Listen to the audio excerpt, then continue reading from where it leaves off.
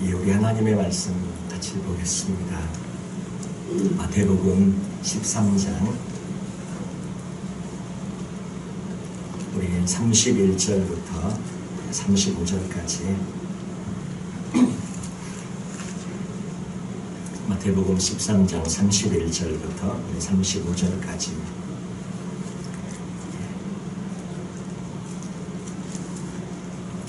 우리 한 절씩 돌아가면서 우리 교독하도록 하겠습니다. 또 비유를 들어 이르시되 천국은 마치 사람이 자기 밭에 갖다 심은 겨자씨 하나를 같으니 이는 모든 씨보다 작은 것이오되 자라는 이는 풀보다 커서 나무가 되매 공중의 새들이 와서 그 가지에 깃들으니 또 비유로 말씀하시되 천국은 마치 여자가 가루 서말 속에 갖다 놓은 전부 부풀게 한 누룩과 같으니라. 예수께서 이 모든 것을 우리에게 비유로 말씀하시고 비유가 아니면 아무것도 이상하지 않아요. 같이 읽겠습니다. 이는 선자를 통하여 말씀하신 바 내가 입을 열어 비유로 말하고 창세부터 감춘 것들을 드러내리라 함을 이루려 하시니라. 아멘. 겨자씨 비유하고 누룩 비유가 이제 나오는데요. 겨자씨 그 크기는 아마 보신 분들도 있을 거예요. 깨 있지 않습니까? 깨 정도 크기거나 깨보다 더 작은 깨 반절로 자른 거, 깨 하나를 반절로 자르거나 그걸 4분의 1로 더 자른 그 정도 크기들이 바로 겨자씨의 그런 크기입니다. 제가 이제 군대를 제대하고 대한 한 학기 정도 이렇게 시간이 복학하기까지 남아서 그 중동 지역 이제 그 이슬람 지역을 한 달간 단기 선교 비전 트립을 이제 간 적이 있습니다. 이제 거길 가면서 이제 돌아오는 길에 이스라엘도 잠깐 들려서 며칠 머문 적이 있었는데 그때 갈릴리 호수도 가보고 예수님이 산상설교를 하셨다는 그 언덕도 가서 보고 그리고 이제 거기서 이제 그 주변에 겨자씨, 겨자 풀들처럼 막 있는 그런 것들도 이렇게 보게 되어졌고 겨자씨를 직접 이렇게 이게 겨자씨라고 보여주시는데 진짜 너무 작더라고요. 너무 작아지고 손바닥 이렇게 놓으니까 너무 작아가지고 깨는 거기에 비하면 참 큰 거였어. 아까 깨 4분의 1 그것도 클래나 하여튼 그렇게 작은 그런 거였습니다. 근데 저도 이제 그때 기억에 나는 것이 갈릴리 호수 주변에 이제 이렇게 뭐 막 풀들과 함께 막 섞인 유채꽃 같은 우리 그 이제 노란색 유채꽃 피지 않습니까? 그런 것과 함께 그런 것들을 피우고 있는 그 이렇게 겨자풀을 보면서 저게 겨자씨라고 알려주시더라고요. 저는 뭐 큰 나무고 막 이런 건 줄 알았는데 이렇게 그렇게 보여졌던 그런 겨자풀들은 한 뭐 60cm 더 많이 자라면 한 1m 정도 이렇게 자라는 그러한 거였습니다. 근데 이 겨자씨를 성경에서 이렇게 이게 도대체 뭐냐 이렇게 말할 때 세 가지 정도 이렇게 보는 그런 관점이 있는데 이게 참 어렵습니다. 딱히 한 가지는 제가 이제 갈릴리 호수 주변에서 보았던 그런 어떤 겨자 풀들 많이 자라면 한 1m까지 자라는 그런 것들. 또 하나는 조금 더 큰 한 2m 정도 크는 그런 거가 있고 또 한 가지는 한 4m 정도 크는데 이거는 조금 더 큰 한 3, 4m 크는데 이 종류는 이름이 다른 이름이에요. 이건 뭐 담배나무라고 하는 그런 거라 예수님 당시에는 그 당시 예수님 말씀하실 때는 없었던 2000년 전이니까요 지금 그 뒤에 이제 이스라엘 유입되는 그러한 것이라서 그거는 보기가 좀 어렵고 결국은 뭐 60cm나 1m 정도 되는 거 아니면 뭐 2m 정도 되는 걸로 이렇게 보는데 둘 중에 어느 걸로 보든지 간에 이렇게 겨자씨 자체가 씨는 굉장히 작은 건데 씨는 작은데 그것이 나중에는 보통 나물이나 이런 채소보다는 더 커진다는 거죠. 뭐 배추보다 상추보다 당연히 60cm, 1m 되니까 커지는 것을 저희들이 보게 되죠. 그리고 예수님께서 그 당시 주변 사람들에게 이렇게 말씀을 이렇게 했을 때 자연스럽게 수많은 사람들이 바로 옆에서 볼 수 있는 자연스럽게 볼 수 있는 그런 걸로 설명을 한다고 봤을 때 가장 1차적으로 저희가 이해하기 쉬운 것은 이렇게 그 들판에서 같이 자라는 유채꽃처럼 자라는 그런 겨자풀들 그래서 그것이 60cm, 1m 정도까지 자라는 그런 걸로 저희들이 이것을 이해하시면 더 이렇게 이해하기가 쉬울 것 같습니다. 그것이 이제 나중에 굳어지고 말라지면 이렇게 좀 단단해지죠. 그러면 이제 작은 참새들이나 작은 새들이 와서 거기에 앉기도 하고 쪼기도 하고 그 밑에 이렇게 있기도 하고 머무르기도 하고 그렇게 되어지는 것이죠. 풀처럼 이렇게 있을 때는 거기에 이제 앉으면 풀이 이렇게 쓰러지고 뭐 이렇게 되겠죠. 하여튼 그런 모습들을 저희들이 보면 그럴 것 같은데, 겨자 씨별을 저희들이 이해해야 할 때 이해해야 되는 두 가지 관점, 그리고 이제 이 겨자 씨 비유와 누룩 비유가 공통적인 그런 부분이 있는데, 한 가지는 공통적인 그런 부분이 있는 커진다는 거죠. 뭐가 이렇게 커지고 늘어나고 뭔가 이렇게 팽창되어진다, 이런 의미가 있는 두 가지 비유가 같은 그런 내용들을 좀 담고 있는 그런 것을 저희들이 알게 되어집니다. 이 겨자 씨 비유는 어떻게 이해하면 좋을까?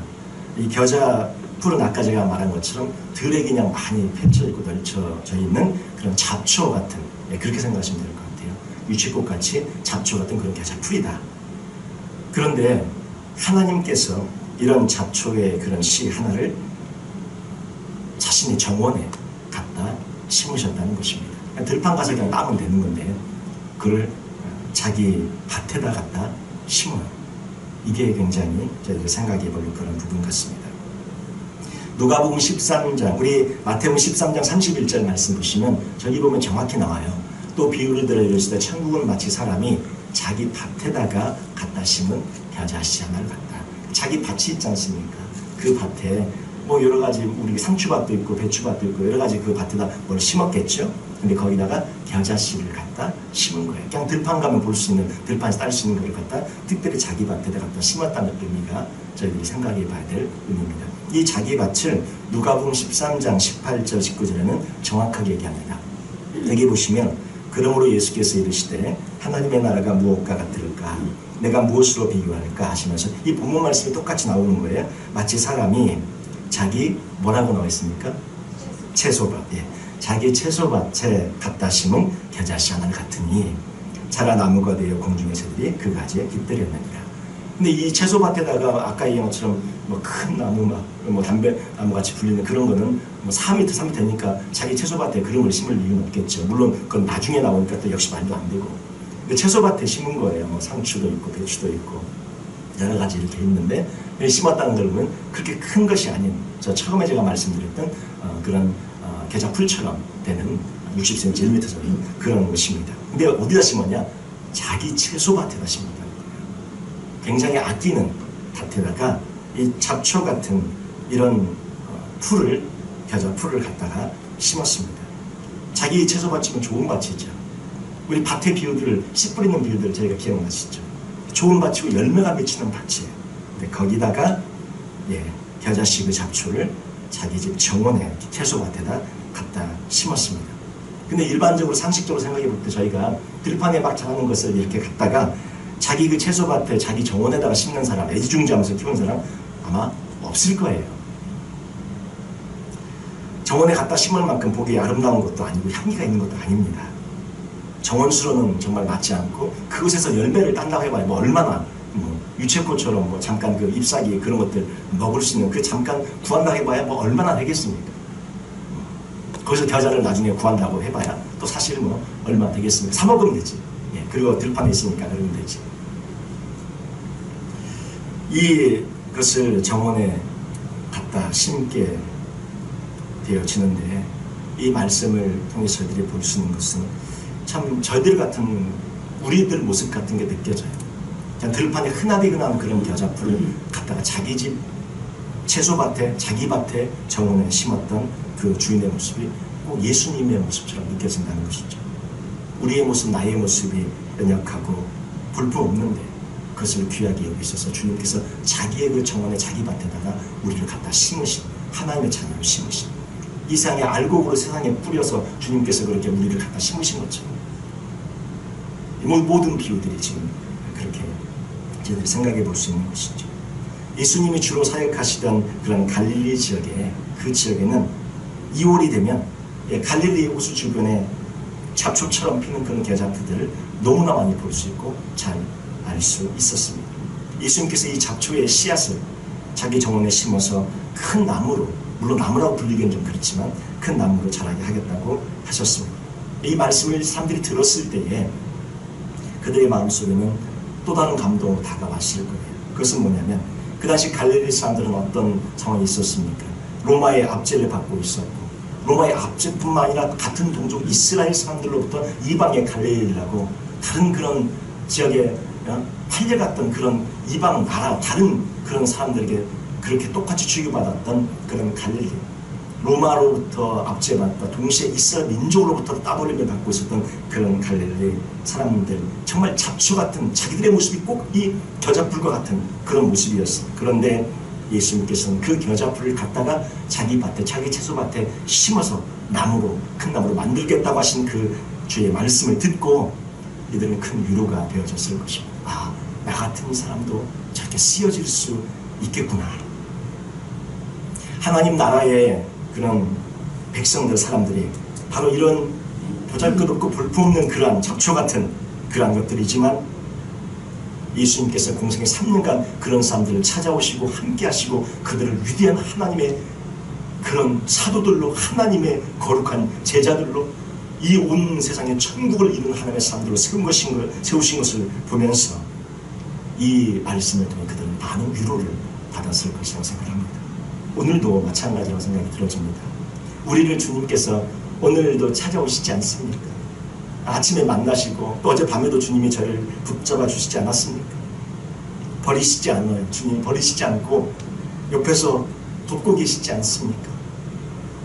사실 보면 나 같은 거 그냥 버려도 주님 괜찮을 것 같은데, 주님이 우리를 포기하신 적이 있으십니까?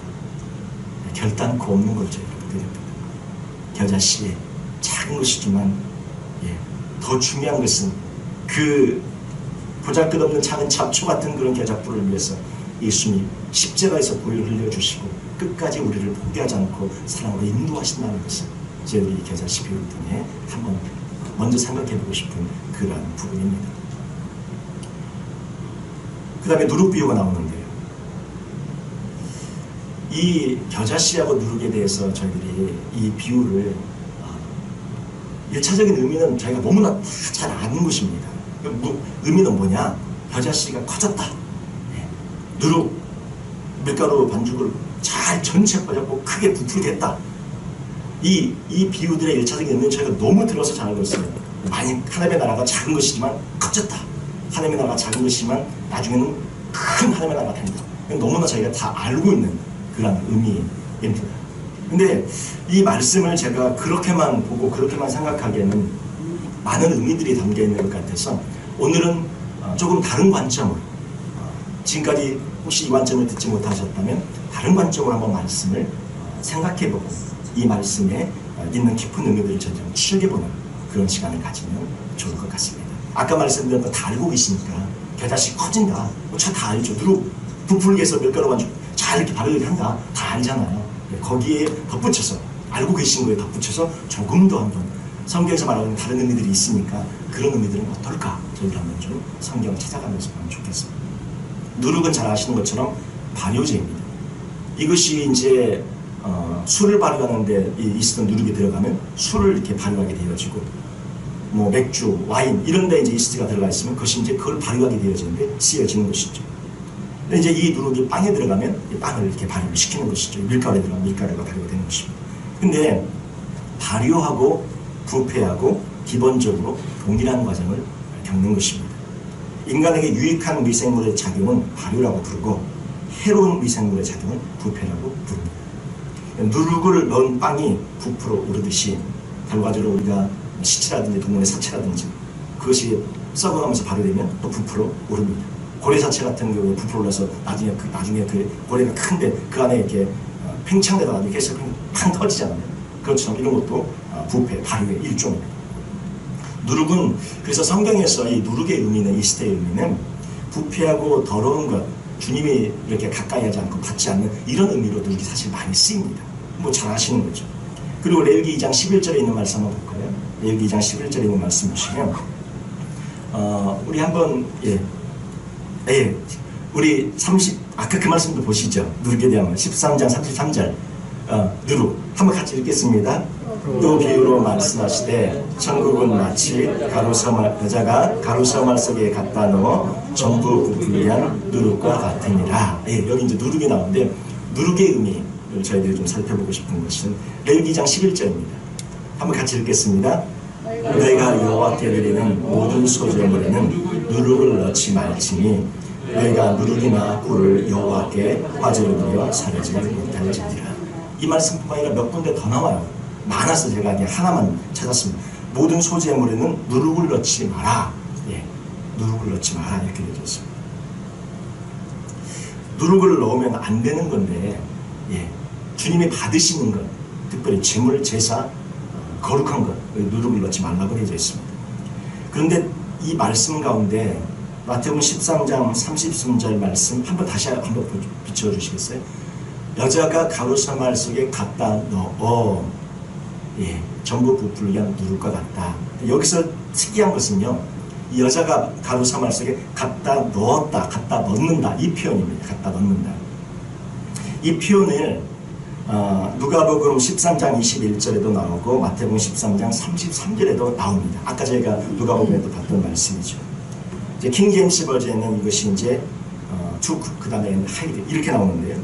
이것이 원어로는 크립토, 누가복음 13장 21절에는 크립토, 크룹수센이라고 나오고, 이것이 마태복음에는 엔크립토, 이것이 에네크립손 이렇게 나옵니다.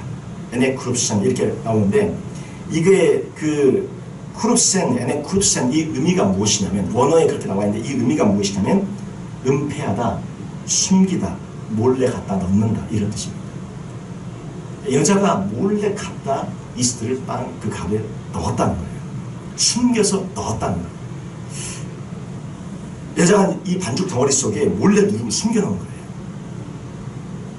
아니 일상생활에서 누가 반죽에 누룩을 몰래 감춰서 넣는 사람 있으니까 그냥 필요하면 넣는 거죠. 그냥 필요하면 넣는다.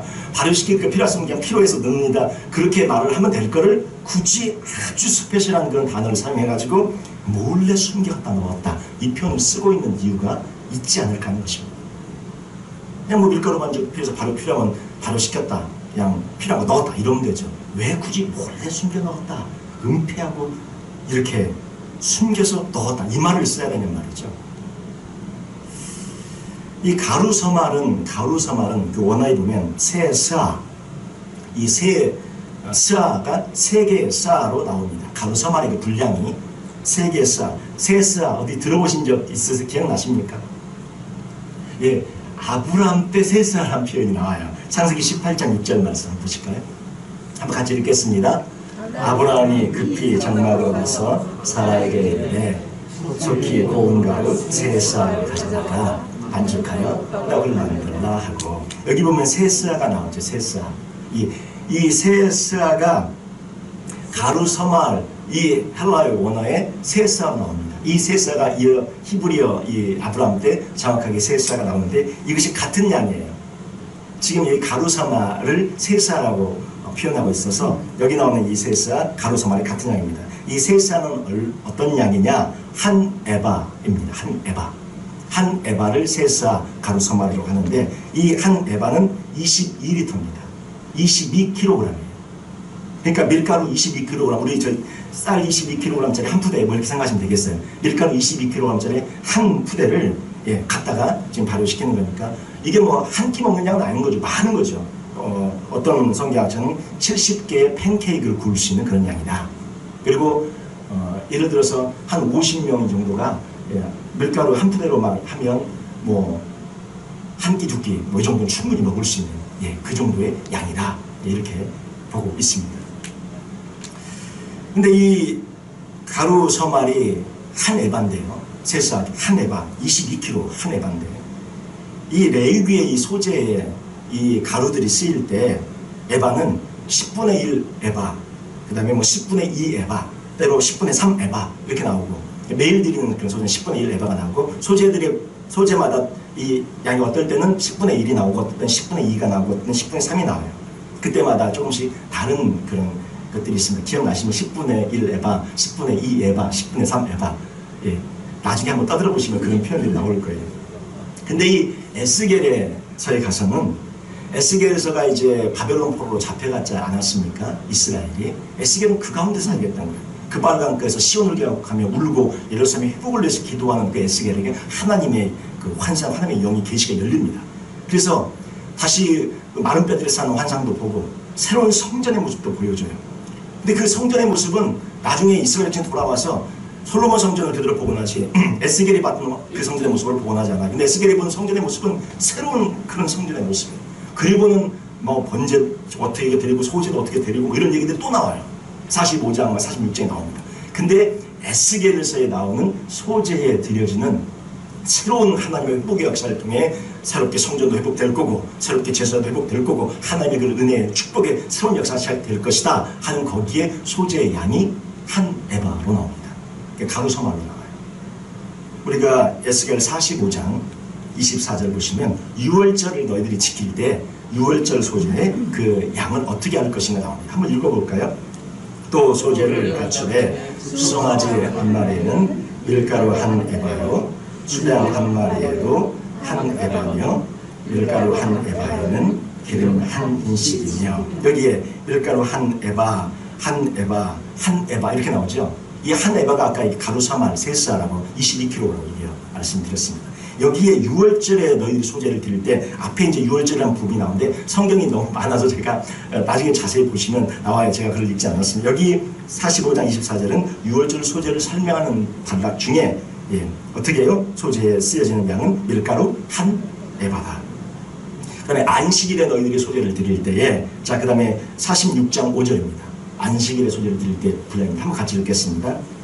그 소제는 수량 하나에는 밀가루 한 에바요 모든 어린 양에는 그 임대로 할 것이며 밀가루 한 에바에는 기름 한 흰씩이니라. 여기 안식일에 드려진 소제할 때 그 양이 밀가루 한 에바 세에스와 가루 서말이라는 표현이 나옵니다. 자 월삭입니다. 한 달에 한 번 드리는 월삭. 월삭에 드린 소제도 어떤 양이 나온가? 에스겔 46장 7절입니다. 한번 읽어보겠습니다. 또 소제를 준비하되 수송아지에는 밀가루 한 에바요 수량에도 밀가루 한 에바며 모든 어린 양에는 그 임대로 할 것이요 밀가루 한 에바에는 기름 한 인씩이며 여기 월삭에 드리는 소제 월삭에 이제 여기 앞에 6월절에 번제도 드리고 뭐 숙제도 드리고 이런 표현들이 다 있어요. 그 중에 소제를 설명하면서 나온 것들입니다. 소제만 제가 뽑았습니다. 여기 월삭에도 밀가루 한 에바라고 나오죠. 자 그러면 이제 절기 때 6월절, 뭐 77절, 나팔절 이런 절기들이 있지 않습니까? 이런 절기 때 드려지는 소제에 자 46장 11절입니다. 같이 한번 읽겠습니다. 명절과 성회 때에 그 소제는 수송아지 한 마리에 밀가루 한 에바요 수량 한 마리에도 한 에바요 모든 어린 양에는 그 임대로 할 것이며 밀가루 한 에바에는 기름 한 흰씩이며 여기도 절기 모든 명절과 성회 때 드려지는 소제에 드려지는 소제의 양이 한 에바라고 나옵니다. 예, 한 에바. 가루서말이에요. 지금 예수님께서 지금 앞에 있는 레위기에 나오는 것은 분량 좀 달라. 10분의 1 에바, 10분의 2 에바, 10분의 3 에바 나오는데 그게 아니라 에스겔이 새롭게 보고 있는 이제 바벨론 폴에 멸망되어져서 새롭게 보는 새로운 회복의 역사.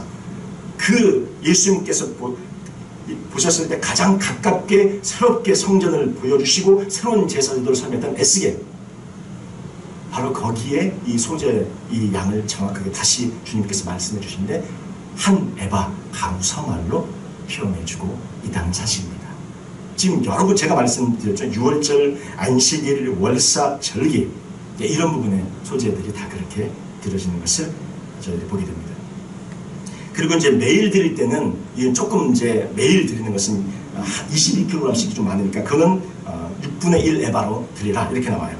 46장 11절을 보시면 또 아침마다 그것과 함께 드릴 소제를 갖추되 곧 밀가루 6분의 1 에바와 기름 3분의 1 흰을 섞을 것이니 이는 영원한 기류로 삼아 항상 너희에게 드릴 소제라. 여기 이제 매일 드릴 때는 6분의 1 드리라. 근데 앞에 부분에 지금 우리가 4번에 걸쳐서 보는 것은 한 에바로 소제를 드릴 때 한 에바, 한 에바, 한 에바, 한 에바 이게 나오는 것은 가루서말이라는 그런 양이 계속적으로 반복되고 있다는 것입니다. 예. 그래서 이 가루서말의 의미가 뭐냐? 이 가루서말의 의미가 에스겔이 새롭게 보여주고 있는 소제에 쓰여지는 그런 드려지는 그런 양의 분량이라는 것입니다. 소제에 드려지는 제물이에요. 예수님 자체가 주님 앞에 드려졌던 하나의 세상제를 주는 어린 양처럼 번제물로 드려졌던 그런 제물처럼 그분 자체가 소제물이었다고 그분 자체가 어린 양이 번제물이었던 거죠. 주님이 소제물이셨죠.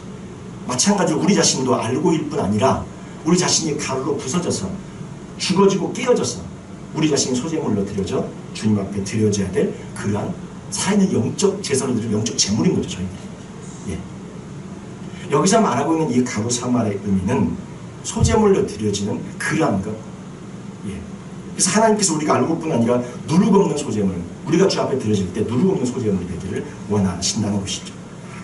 이 비유에서 가루 사말은 그래서 식용이 아니라, 먹는 것이 아니라 소재물로 드릴 가루였다는 것. 그러면 그 소재물에 드려지는 가루라고 만약에 저희가 본다면 이 한 에바, 가루 사말의 의미가 소재물 에스겔에서 다시 설명하는 그런 소재물에 드려질 그런 분량을 특별히 가루 사말하고 정확하게 표현한 세스와 한 에바 정확하게 표현하고 있는 그것을 저희들이 이것을 소재에 관련된 걸 많이 일한다면 누룩을 넣어야 됩니까? 넣지 않아야 됩니까? 넣지 않아야 됩니다. 누룩을 넣지 말아야 하는데 여자가 어떻게 해요? 몰래 넣은 거예요. 헬라어의 정확한 표현이 숨겨서 몰래 넣었다 단어가 쓰여지고 있는 것이 여기에 등장합니다. 레위기 2장 11절 다시 보시면 뭐라 그래요? 너희가 여호와께 드리는 모든 소재물에는 누룩을 넣지 말지니. 누룩은 보통 무엇을 상징합니까? 너무 잘 아시죠? 거짓 교훈들을 상징합니다. 마태복음 16장 6절 12절에 보면 예수께서 이르시되 삼가 바리새인과 사두개인들의 누룩을 주의하라. 여기서 지금 마태복음 같은 그런 성경 안에서 마태가 쓰는 마태복음 문맥 안에서 이 누룩이 뭐라고 나옵니까? 그제서야 제자들이 떡의 누룩이 아니요 바리새인과 사두개인들의 교훈을 삼가라고 말씀하신 줄 깨달으니라. 거짓 교훈, 거짓 가르침, 거짓 교리들, 잘못된 것들, 이것을 누룩으로 표현하고 있어요. 고린도전서 5장 6절에는 죄악을 뜻합니다. 너희가 자랑하는 것이 옳지 아니하도다. 적은 누룩이 온 동에 퍼지는 것을 알지 못하느냐 하면서 이 죄가 이렇게 퍼지고 있는 그런 모습들을 적은 누룩이 온 동에 퍼진다고 설명하고 있어요. 누룩이 죄악을 뜻하는 그런 단어로 설명이 되고 있습니다. 또 누가복음 12장 1절에 보시면 누룩은 외식과 위선을 뜻하는 단어로 쓰여집니다. 그동안에 무리 수만 명이 모여 서로 밟힐 만큼 되었더니 예수께서 먼저 제자들에게 말씀해 이르시되 바리새인들의 누룩 곧 외식을 주의하라. 외식된 그런 잘못된 신앙, 형식적인 신앙, 그런 위선적인 신앙, 바로 그걸 누룩으로 보고 있어요. 그리고 또한 누룩은 이단처럼 복음을 변질시키는 그런 것을 말합니다. 갈라디아서 5장 4절 9절 말씀 보시면 율법 안에서 의롭다함을 얻으려 하는 너희는 그리스도에서 끊어지고 은혜에서 떨어진 자로다 설명하시. 그리고 그 뒤에 적은 누룩이 온 동이에 퍼지느니라. 복음으로 우리가 구원받고 복음으로 가는데 다시 율법으로 돌아가서 율법을 지켜야 한다. 율법으로 구원을 받는다. 이건 잘못된 거예요. 율법은 어떻게 해요? 구원받은 자가 당연히 하나님 말씀대로 살아가는 것, 당연히 맺혀져야 할 그런 열매인 거지. 그걸로 구원받는 게 아니잖아요. 구원받은 자가 당연히 빠진 대로 사는 거죠. 우리 안에 구원받은 자니까 어떻게 예수님을, 우리가 지난번에 열매 6가지 예수님을 어떻게 해요? 당연히 예배한 거죠. 구원받은 자니까. 구원받은 자니까 예수님을 사랑하게 되죠.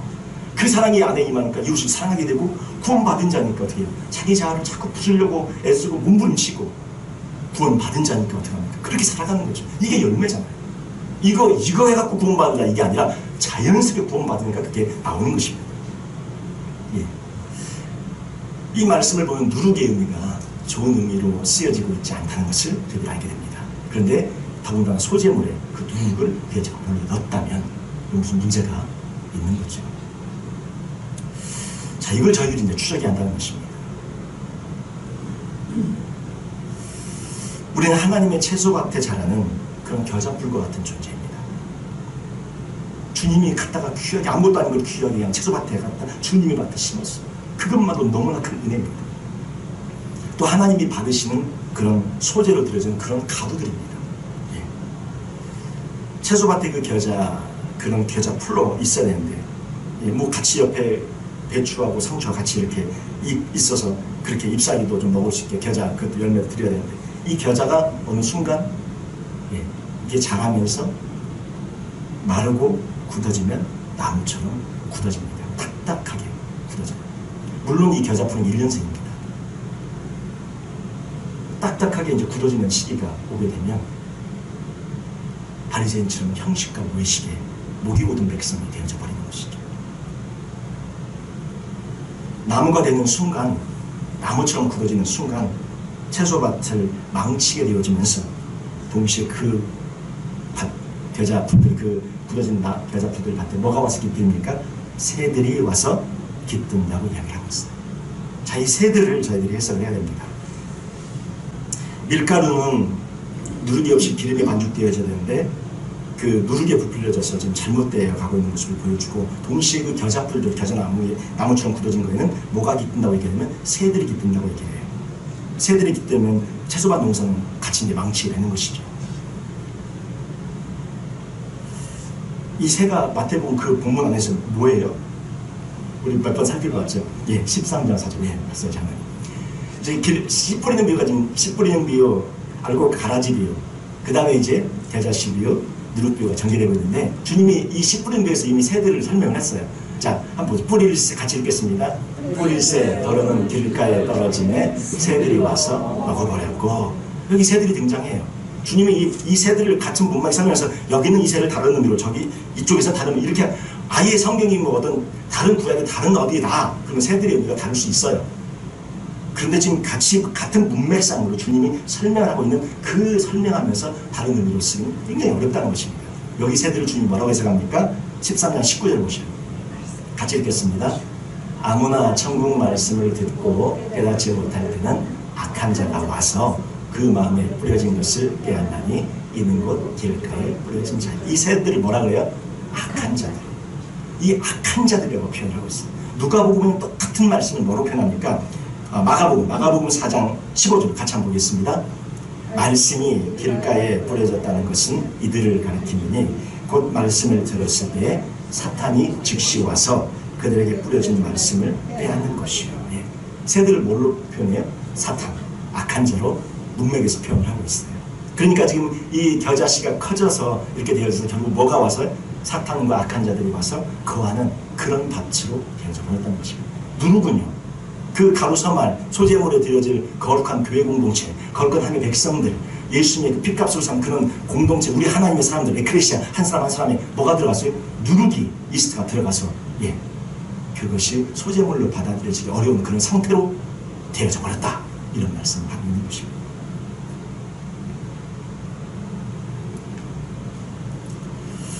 자, 이것을 저희들이 적용하는 차원에서 이 말씀을 저희들이 과연 이렇게 볼 수 있을까? 제가 이것을 굉장히 많이 고민을 했어요. 근데 본문의 의미가 그래요. 그래서 이것을 저희들이 생각해 볼 때 제가 이 말씀을 좀 깊게 요즘 생각하고 묵상하면서 이 성경에 나오는 8가지 이 천국의 비유, 하나님 나라의 비유가 예수님께서 그냥 이번에는 값진 부화가 생각나서 그냥 부화 얘기하고, 처음에 씨 뿌리는 비유 한번 얘기하고, 그 다음에는 알고 가라지도 있었지 한번 얘기하고, 그 다음에는 뭐 그물 비유도 한번 이렇게 얘기하고, 이렇게 하셨을까? 우리가 산상수훈을 보면 심리에 강한 자부터 시작하는데 이것이 그냥 주님이 아무렇게나 심리에 강한 자 먼저 떠올라서 심리에 강한 자 얘기하고, 그 다음에 온유한 자 생각나니까 애통하는 자 생각나니까 애통하는 자 얘기하고, 그 다음에 온유한 자 이렇게 한 것이 아니라는 거 저희 살펴봤죠. 주님이 정확하게 스텝 바이 스텝으로 심령이 가난하야 그 다음에 어떻게 해요? 그 다음에 애통하게 되어주고, 그 다음에 온유한 자가 되고, 이것이 정확하게 주님께서 하나의 프로세싱 과정을 설명하지 않습니까? 주님이 하나님이죠. 정확하게 알고 계시지 않겠어요? 그러면 이 천국의 비유도 주님께서 그냥 아무렇게나 생각나는 대로 얘기하신 게 아니라 하나님의 나라 전체를 조망하고 계시면서 앞으로 주님 이후에 펼쳐질 2000년, 제가 2000년에 살고 있는데 2000년 교회를 주님은 계속으로 쓰셨잖아요. 요한계시록을 2000년 전에, 창세전에 요한계시록을 보고 계신 분이 주님이시니까, 정확하게 어떤 일이 펼쳐질지 알고 계신 주님이시니까, 주님이 이 하나님의 나라 천국의 비유를 설명하실 때 2000년 교회 역사 전체를 보면서 앞으로 교회 역사가, 앞으로 교회의 모습이 하나님의 나라가 씨 뿌리는 비유처럼 내가 죽고 나서 부활하고 나서 내가 승천하고 나서 너희들이 하나님의 나라를 제대로 세워갈 때 이렇게 씨 뿌리는 것처럼 복음이 전해지고, 그런 시대, 초대교회 시대들이 펼쳐질 것이다. 이 2000년 교회 역사 전체를 이 천국의 비유 하나하나에 그 모든 세대와 시대를 담아서 설명하지 않았을까 하는 것입니다.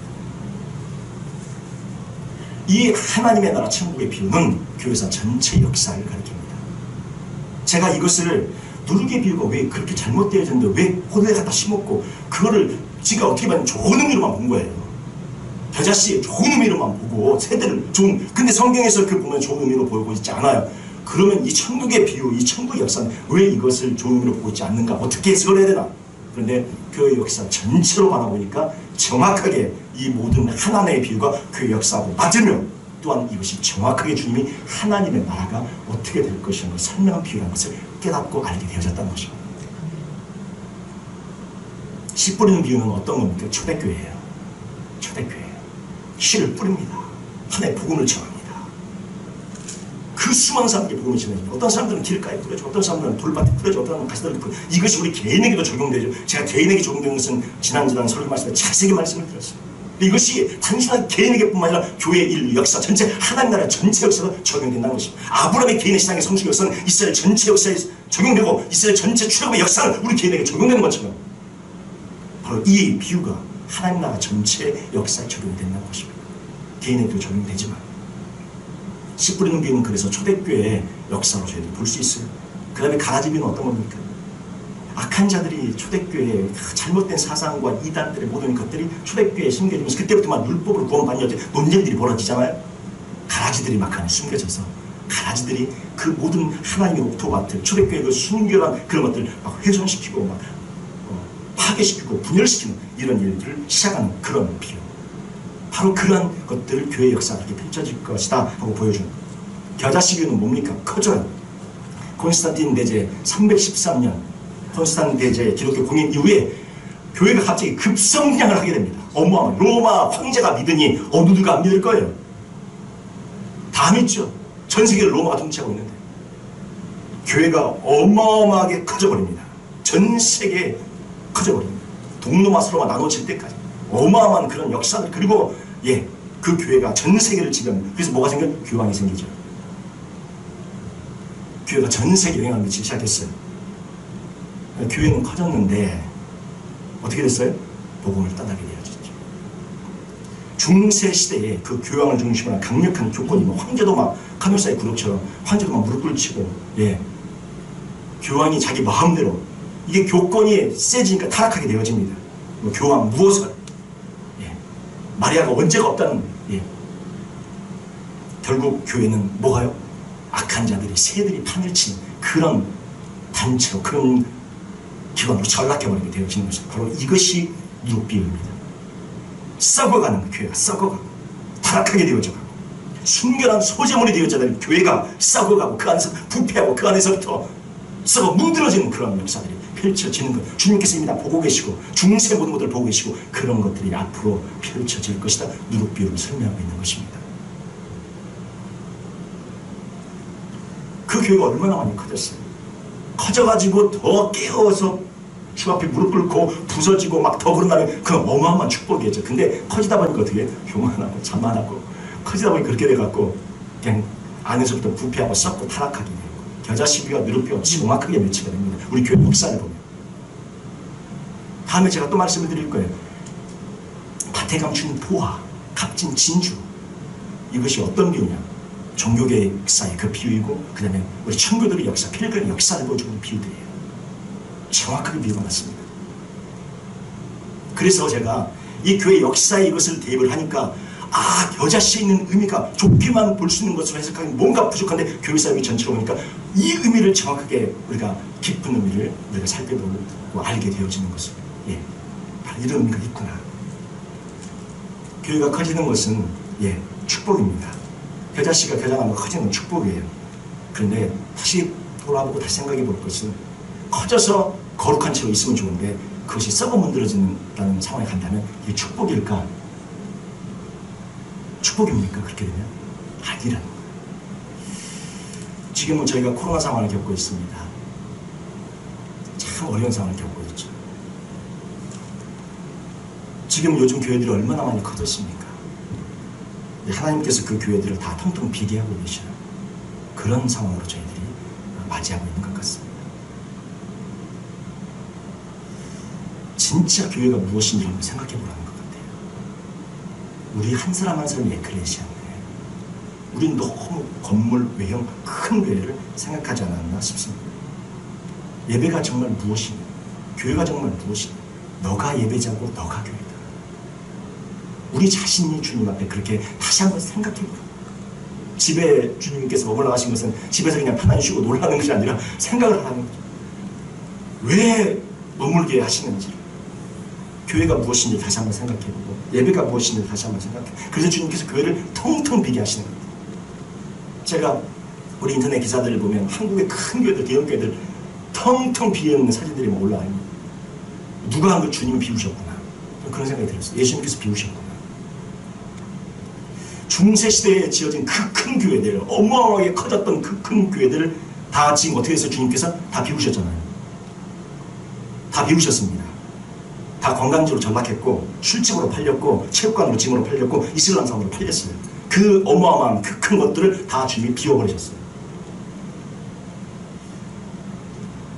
저희 이 세대의 주님이 다시 한번 저희에게 생각하는 것 같아요. 우리들도 그렇게 될지 모른다.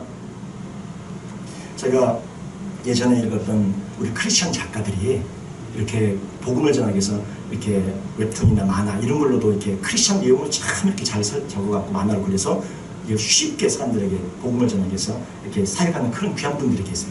근데 그 분들이 썼던 그런 만화 중에 한 장면이 어제 갑자기 떠오르면서 정확하게 이 말씀을 이렇게 묵상하다가 말씀을 준비하면서 그 장면이 떠올랐어요. 그 장면은 어떤 이야기가 나오냐면, 이제 한 작은 교회 이야기가 나옵니다.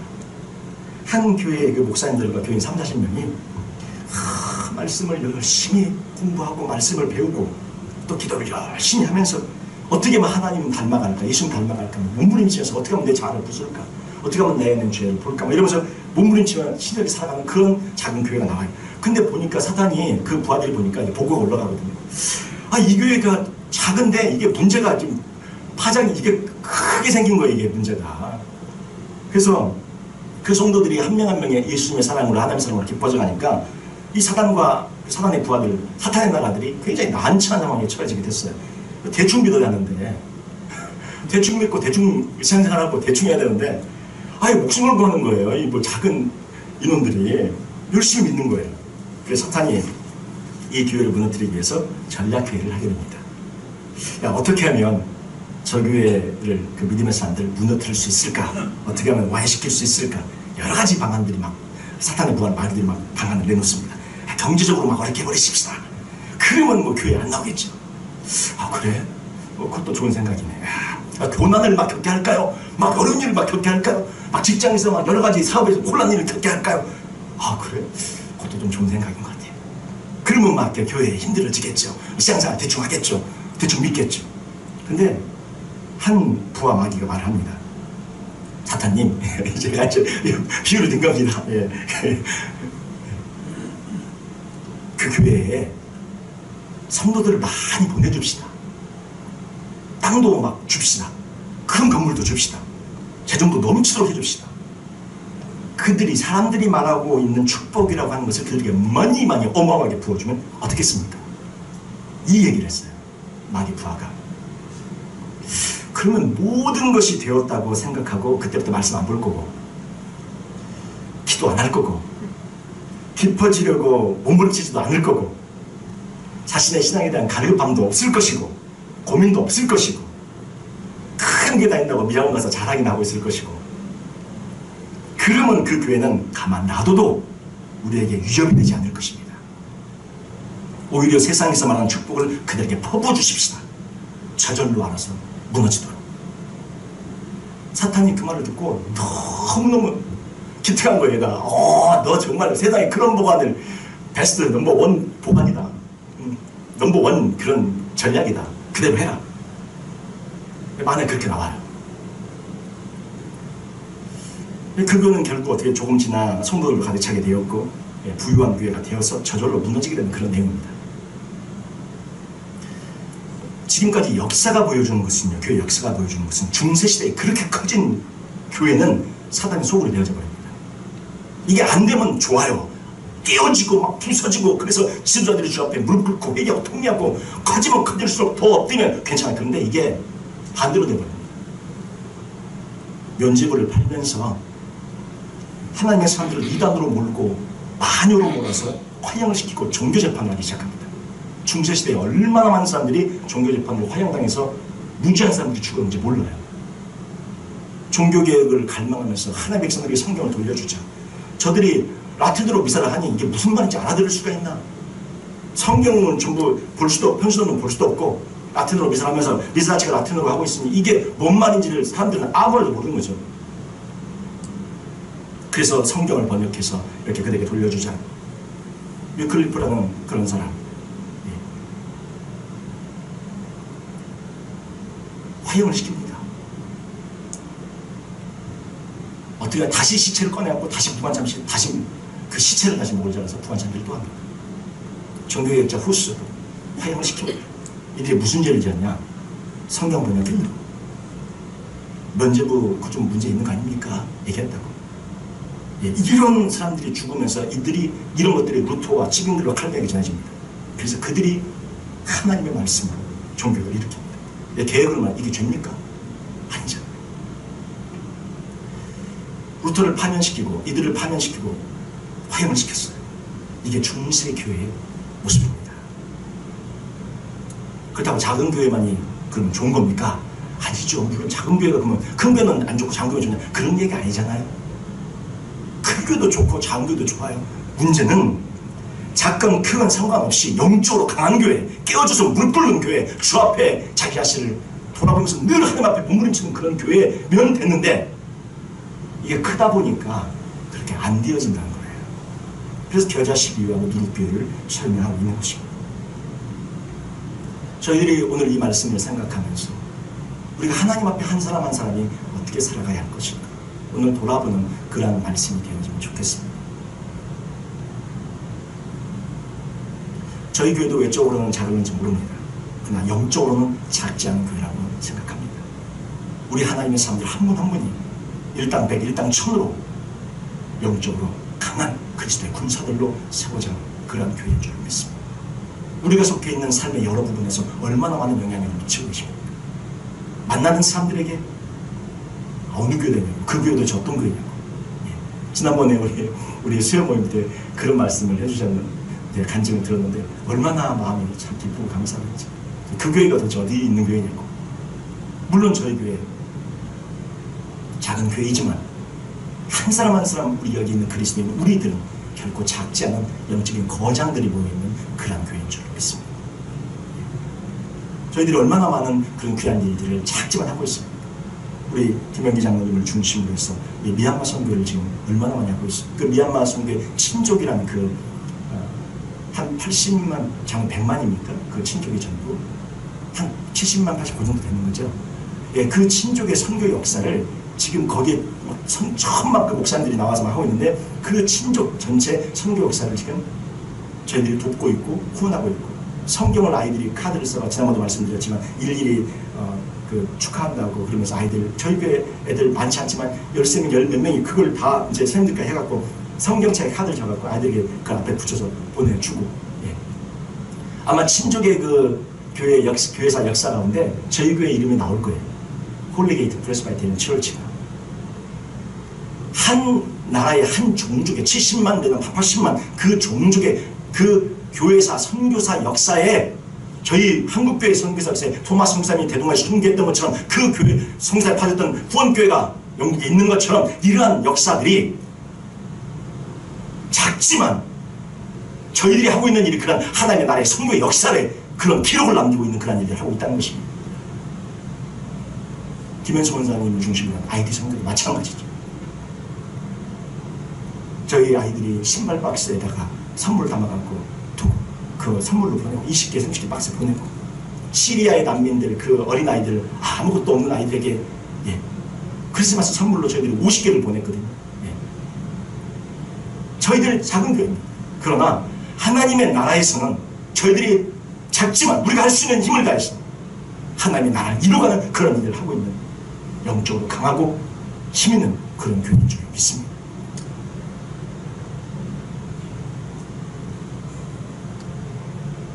또 우리의 자녀들도 지금은 겨자씨처럼 힘도 없는 연약한 이 보이지도 않는 그 씨앗처럼 그렇게 보일 거예요. 그러나 그들 안에 하나님의 나라가 있을 줄 믿습니다. 저희들이 이 땅에 와서 살다 가고 우리가 이 땅에서 남겨줄 것 사실 저희 아무것도 없잖아요. 그들에게 오직 줄 수 있는 믿음밖에 없는데 그들 안에서 믿음이 잘 안 보인다는 거죠. 저 믿음이 있나 하죠. 우리 아들, 딸들을 보면 믿음이 있는 것 같기도 하고 없는 것 같기도 하고 어쩔 때는 믿음이 있는 것 같은데 어쩔 때는 믿음이 전혀 안 보이고 마음이 우리 무너지잖아요. 그런데 그들 안에 그 겨자씨 하나님의 나라의 씨앗이 심겨져 있는 줄 믿습니다. 그 작은 것이 나중에 어마어마하게 열매를 맺는, 열매가 맺어서 막 큰 나무가 되고 새들이 깃들이는 그런 걸로 되는 것이 아니라 큰 하나님의 나라를 이루어가는 그런 거룩한 그런 우리의 자녀들이 될 줄 믿고 하나님 앞에 부서지고 끼어져서 고운 가루로 주 앞에 드려지는 그런 소재물이 되어질 줄 믿습니다. 우리 모두도 마찬가지. 내가 큰 나무가 되는 그것도 중요하겠지만 큰 나무가 됐을 때 새들이 와서 깃드는 존재가 되면 안 됩니다. 그리고 내가 주 앞에 고운 가루로 빨아쳐서 주 앞에 드린 소재물이 됐을 때 그 안에 누룩이 들어가서 하나님이 받지 않으시는 그런 거룩한 그런 것 되었는데 거룩하지 않은 것들이 가득 찬 그런 가루가 되어지시면 안 된다는 것입니다. 그래서 우리 안의 모습을 보라는 내 안에 지금 누룩이 내 안에 새들이 있는 모습을 주 앞에 보면서 주님 우리 자신에게 먼저 적용하자면 내 안에 있는 모습들을 주 앞에 내어놓고 주님 제 안에 이런 누룩들 이런 것들이 있었네요. 주 앞에 회개하면서 주님 저 안에 이런 죄악들의 모습이 있었네요. 회개하면서 그 누룩들을 제거하시고 그것들을 없애시고 그것들을 다 주의 보혈로 씻어내시길 바랍니다. 거룩한 소재물 그 소재물로 드려져야 돼요. 우리 안에 내 머리끝에서 발끝까지 그 누룩으로 가득 차 있는 모습을 봐야 그것이 씻어지기가 시작돼요. 근데 우리는 뭐라고 합니까? 내 안에 누룩이 어딨어. 누룩이 없다고 생각하잖아요. 그러니까 누룩을 빼내려고 하겠어요? 안 하지. 왜 누룩이 하나도 없는데. 근데 주님의 눈으로 보면 누룩이 있어요 없어요? 가득 찼죠. 가득 찼잖아요. 그 조금 넣었는데 밀가루 새 22kg가 다 퍼져버려 다 가득 찼잖아요. 문제는요 가득 찼다는 거예요. 이 세트가 밀가루 이 부분만 있어야 전체에 있어요. 전부 다 있잖아요. 가득 찼잖아요. 이게 내 안에 그 누룩 미스트가 여기만 조금 있어요? 아니면 전부 다 있어요? 전부 다 있는 거예요. 밀가루 반죽 전체가 부풀어 올라가요. 전부 다 있는 거예요. 어느 한 구덩이만 조금 있는 게 아니라는 거예요. 머리끝에서 발끝까지 그 문둥병이 전신에 바람저는 어떻게? 정화다 할지니. 이 말이 무슨 뜻입니까? 누룩이 내가 밀가루 반죽이면 내 어디 한 구덩이만 누룩이 있는 게 아니에요. 내 전체를 이미 발효시켜갖고 반죽 덩어리 전체가 누룩으로 가득 차 있는 거예요. 그 말은 뭡니까? 전신에 죄가 가득 찼고 전신에 누룩이 가득 찼고 전신의 모든 것이 썩은 분들로 있다는 것을 보고 알으라는 것이죠. 그렇게 되어지면 어떻게 해요? 그때 주님께서 이제 정하다 주님께서 정하게 되었다 말씀하십니다. 누룩이 썩어 있는 내 모습 안에 전부 가득 차 있는 걸 본 사람은 그때부터 어떻게 돼요? 울어요. 주님 제 안에 이렇게 누룩이 가득 찼고 죄가 가득 차 있네요. 제가 썩어 있네요. 이걸 봐야 울기를 시작하죠. 이걸 봐야 주 앞에 심령을 깨부수죠. 아니 왜 제 안에 이런 것들이 있는 거예요? 주님 제가 왜 주님으로 살아가기를 원하고 그렇게 주님 사랑을 사는데 이걸 왜 있는 거죠? 그때부터 진짜 더 깊은 차원의 신앙이 시작됩니다. 이걸 보시길 바랍니다. 이걸 보셔야 진짜 은혜의 그런 신앙이 깊은 분들이 열리기 시작합니다. 자기를 보고 알아야 예수님의 그 십자가가 얼마나 귀한 것인지 그리고 자기 자신이 얼마나 주 앞에 그 구원의 은혜와 감격이 얼마나 큰 것인지를 깨닫고 알게 되어집니다. 오늘 이 비유 주님께서 이 비유를 저에게 주신 것은 우리가 넘어질까 조심하는 것입니다. 큰 나무가 되고 부풀어 올라서 전부 좋은 것으로 막 되어지는 것처럼 보여지지만 새들이 와서 깃드는 그런 존재로 전락하지 말고 소재물로 주 앞에 드려지는 그런 거룩한 존재로 드려져야 될 우리들이 우리 안에 그렇게 썩어 문드러지는 것들로 가득 찬 그런 존재가 되지 말라는 것입니다. 그리고 주님의 말씀은 이미 우리는 어떻게 됐어요? 가루 사말 속에 부풀러진 누룩 같은 존재임을 기억하고 그것을 주 앞에 고백하면서 주여 제 안에 있는 누룩을 다 없애주시옵소서 주의 피로 다 녹여주시고 빼주시옵소서 그렇게 기도하며 나갈 때 저희는 주님이 받으시는 온전한 거룩한 존재물로 주님이 들으시는 그런 저희들이 그런 하나님의 나라 그런 교회 그런 이 시대의 새로운 교회의 역사가 펼쳐질 줄 믿습니다. 그러나 우리 모두가 되시길 주님의 이름으로 축원을 드립니다. 기도하겠습니다.